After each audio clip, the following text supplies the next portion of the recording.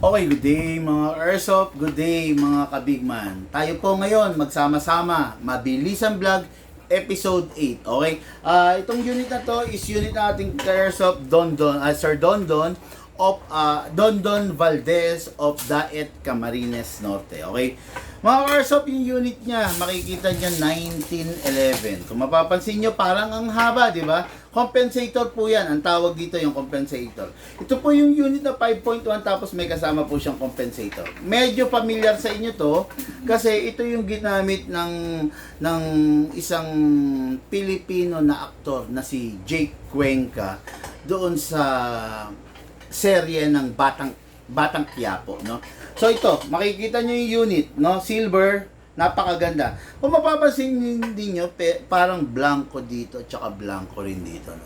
Kasi mga ka-Airsoft, itong unit na to is a customized unit, no? Sa totoo lang, pwede niyo palagyan ng design to, pwede rin ninyong palagyan ng initials ninyo dito sa side na to. Halimbawa, ang pangalan mo, Dondon Valdez. O, pwede mong palagay rito yun, no?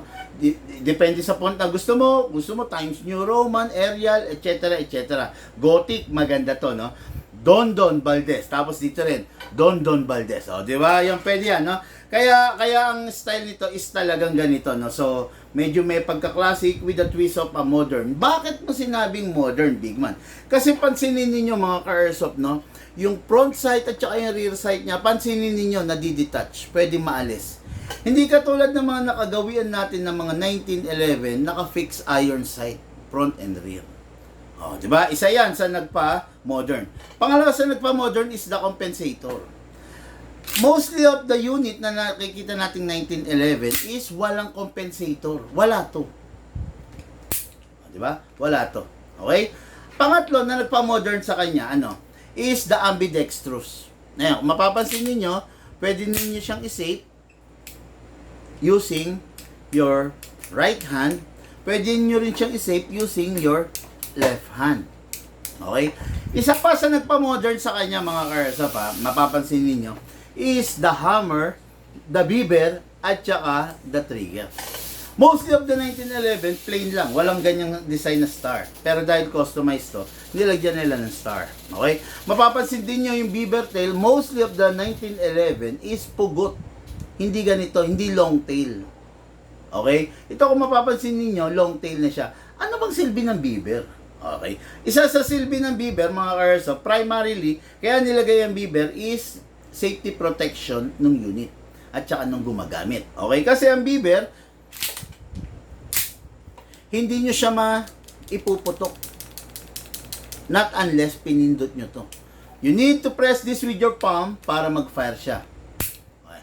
Pag hindi mo na i-press yan, mapapansin mo, hindi siya puputok. Pero once na na-press na to, puputok na siya.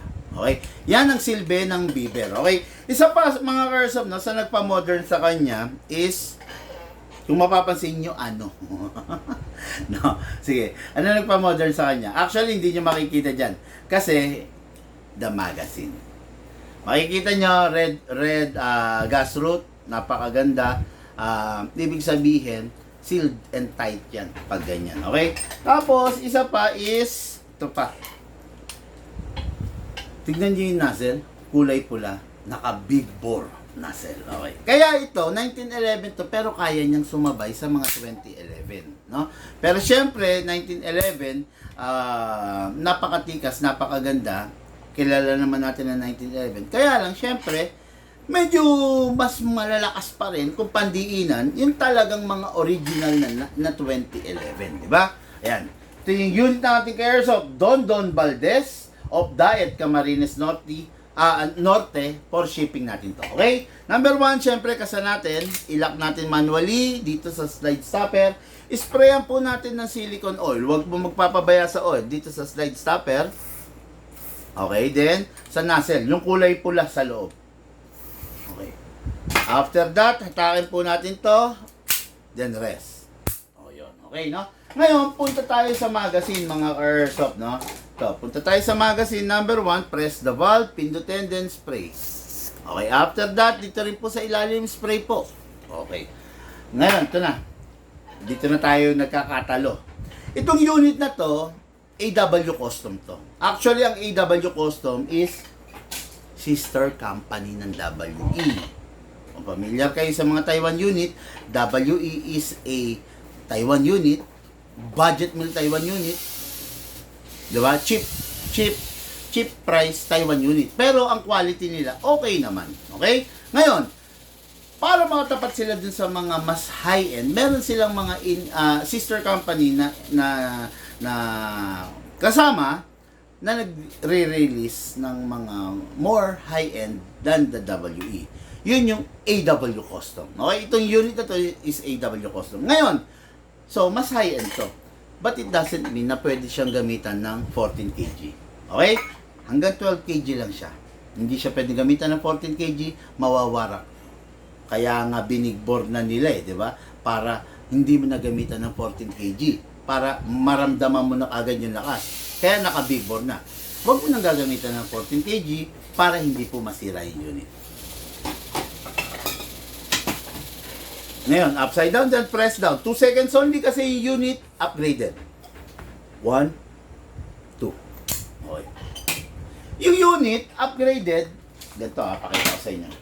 Hindi kasi makikita no? Pero yung unit, naka-fix outer barrel yan. Hindi ko lang makitang maikalog no? Naka-fix outer barrel yan.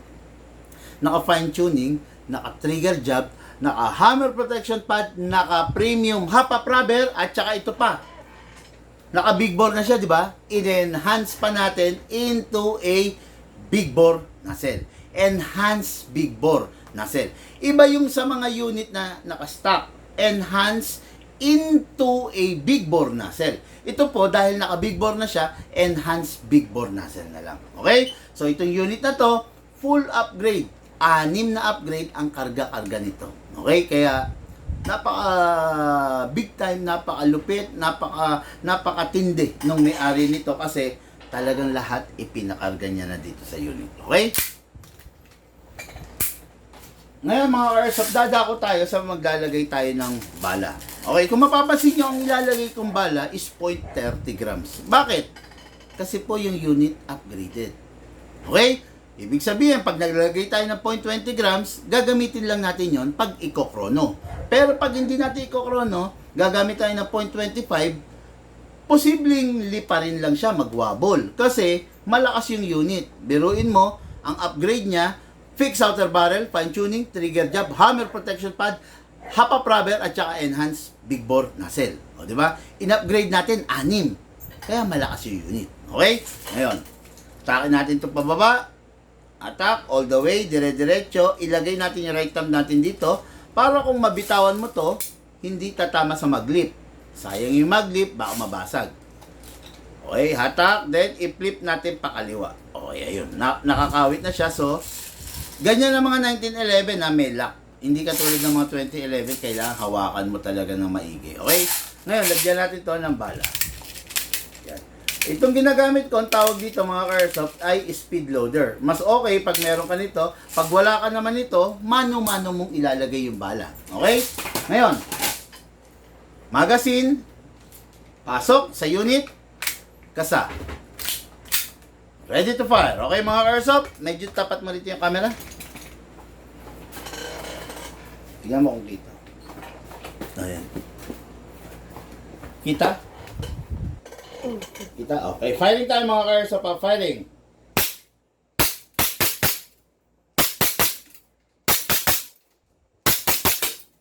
Open slide mga airsoft kasi wala na siyang bala.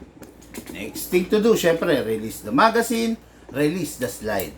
Then rest the hammer by pressing the trigger. Unit po para kay Sir Dondon Valdez of Daet, Camarines Norte. Thank you po and have a blessed day to all.